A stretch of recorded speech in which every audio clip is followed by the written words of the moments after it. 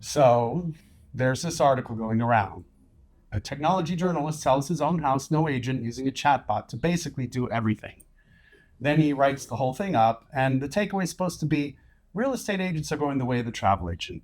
And of course, it's everywhere because AI replaces the professionals is catnip right now. Right.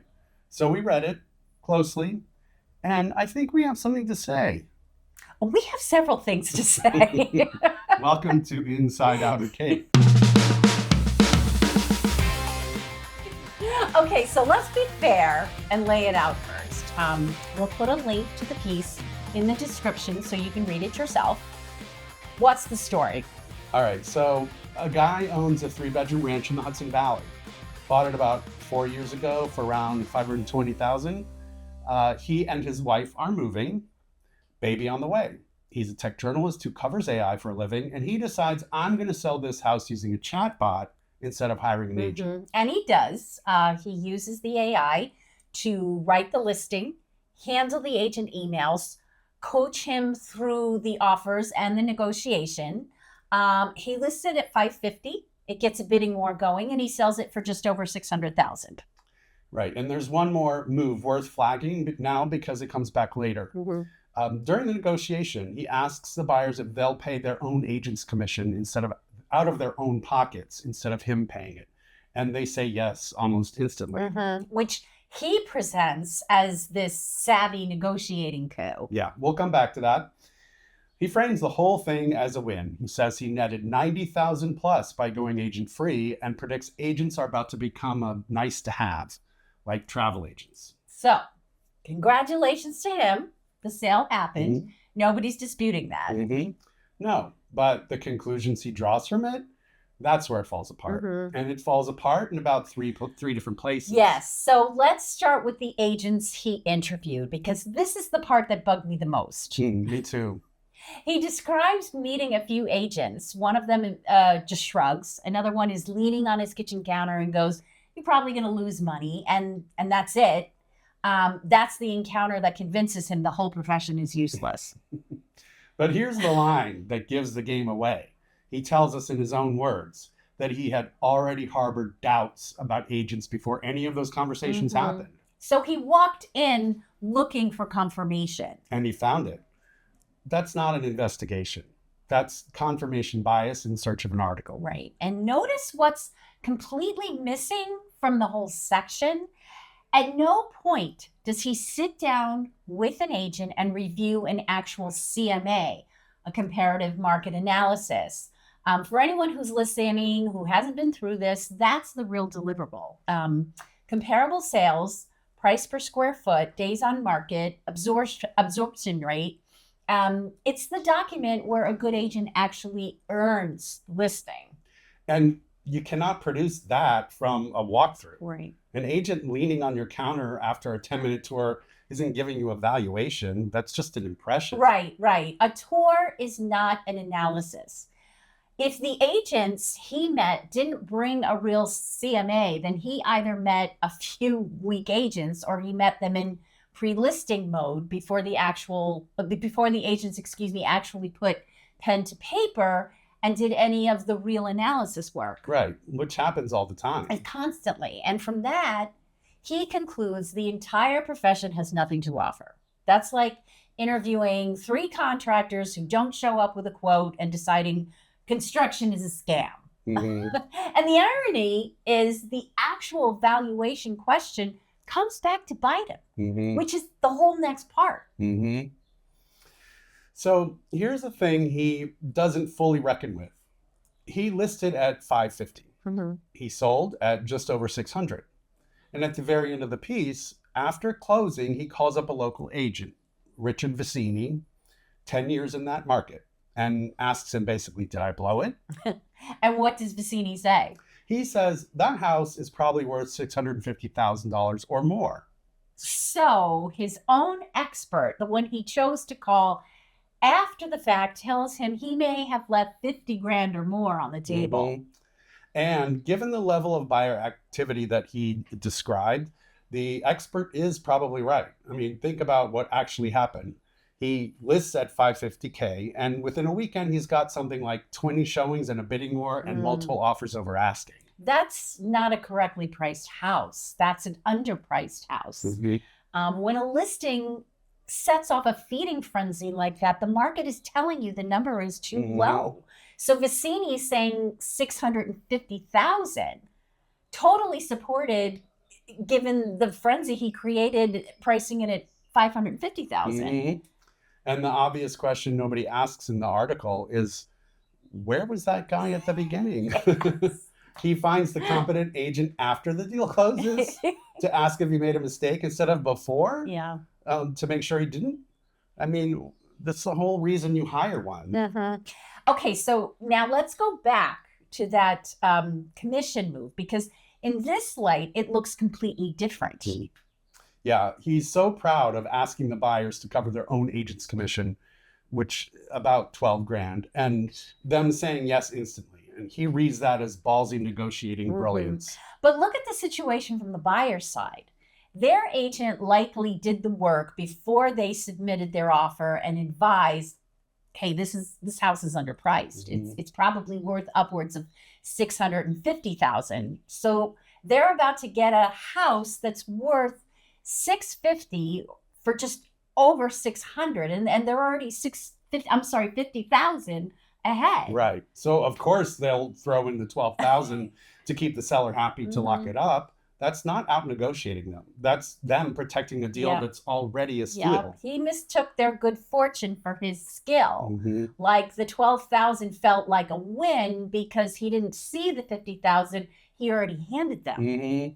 And then there's a procedural problem with how he did it that I can't let slide. The article implies that he negotiated the buyer's agent's commission with the buyers directly, not with their agent. And that's not really his to negotiate. Right. The only thing a seller has a right to say is, I'm not paying the buyer's agent's commission. Full stop. What the buyers pay their own agent after that is between them and their agent. It's none of the seller's business. Right. And under the new NAR rules, that separation actually matters. He frames it as a clever bit of horse trading, but he's wading into a relationship he shouldn't be in. Fortunately for him, the buyers were amicable about it. Which is luck, not strategy. In a less friendly deal, that move creates friction, real friction. Yeah, and this is where I think he failed as a reporter. He tells us he followed up with the buyers after closing, which good, that's what a reporter does. But he's writing an entire article about replacing an agent with AI. And he never talks to the buyer's agent, the one professional who was in the room for the whole negotiation, the one person who could tell him what it was actually like dealing with an AI coached unrepresented seller. Yep. And honestly, that is a hole in the reporting. I would genuinely love to know how that buyer's agent felt about a seller negotiating their commission for them directly with their own clients. Yeah. I mean, that's the interview the story needed and didn't get. That is the missing voice. And it's not the only one. Yeah. So let's actually run the numbers, because his headline figure falls apart the moment you do. Do it. And let's be precise about the commission, because he sets this up himself. He got the buyer's side down to 2%, and the listing side, you're looking at something like a 5% total. Right. So say the house was really a 650 house, like his own expert says. Even after that full 5%, he comes out ahead of where he landed selling it himself at just over 600. Ballpark, on the order of $15,000 more in his pocket. After commission. So the entire premise that going agent free saved him money, it may seem backwards.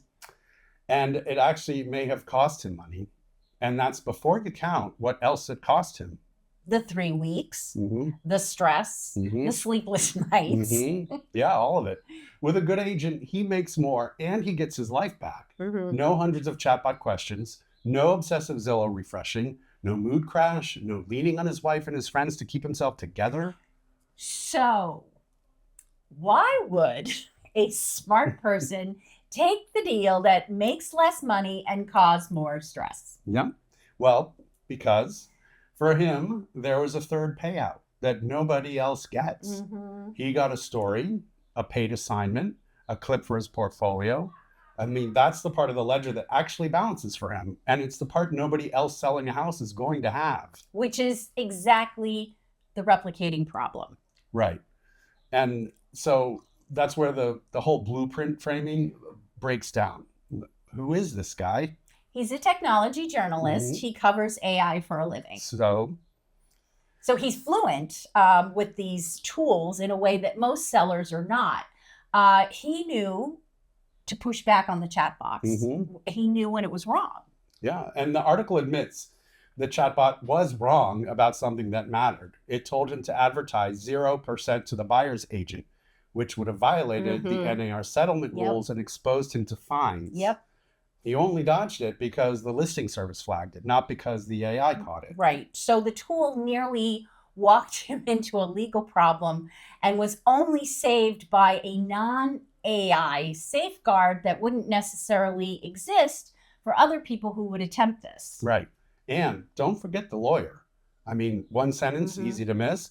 He hires a human attorney to handle the closing. The part where things can actually go catastrophically wrong.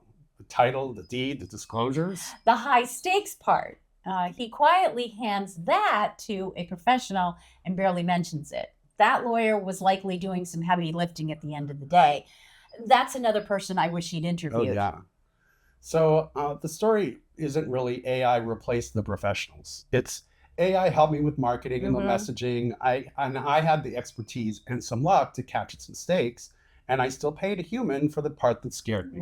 Right. And the emotional load, that's a real part of what an agent does. We absorb the hand wringing so you don't have to. He just offloaded all of it onto his wife and his friends. And it didn't put a dollar figure on that. Right. And most people who might attempt something like this would be doing it on nights and weekends around a full-time job with no AI fluency. And the experience isn't doubling as career development. The conditions that made this work for him are conditions almost nobody else has. His story might be replicable for some people in some markets in a hot moment, but we're not saying never, but it deserved a lot more honesty than realtors of the new travel agents. And here's the thing that as agents really gets under our skin. Think about whose voices are actually in this story. A few agents he sized up in passing early on and didn't think much of. And then one expert at the very end, who, by the way, told him he probably underpriced. That's it. Those are the only agents in a story whose entire thesis is that our profession is obsolete. No buyer's agent, like we said, no working agent given a real chance to respond at the argument he's making. Right. He's painting an entire industry with a pretty broad brush off of his own subjective read of a couple of interactions. And look, this is not new to us. We see it constantly. Agents in the media, in film, in TV, we're the slick ones, the unscrupulous ones. Sometimes we're just the outright villain. Yeah. But, honestly, some of that is our fault. Say more. Because if we do our jobs well, you never find out about all the things we handled on your behalf. The deal that almost fell apart on a Tuesday night that we put back together before you ever heard about it, the problem we solved so it never became your problem. And we don't want our clients carrying that. We keep them informed. We let them lead. We let them make the decisions. And then we go and execute. The goal is that you end up pleased and calm, not that you saw every fire that we put out. Yeah. Let us sweat the hard stuff so you can focus on what's next. That's the job. And it's invisible by design, which is exactly why it's so easy for somebody to write an article like this and conclude there was never much there to begin with. When really the absence of drama in a good transaction is the product, it's not the lack of work, it's the work well done. And look, we're not anti-technology. We use these tools.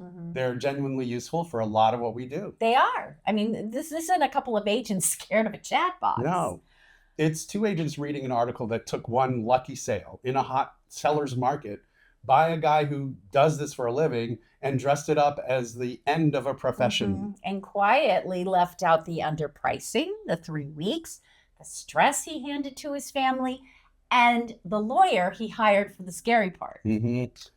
Real estate, especially out here, is not a 3-bedroom ranch in a hot market with 20 showings in a weekend. It's thin inventory, it's hyper-local, it's relationships, it's knowing about a property before it ever hits the MLS.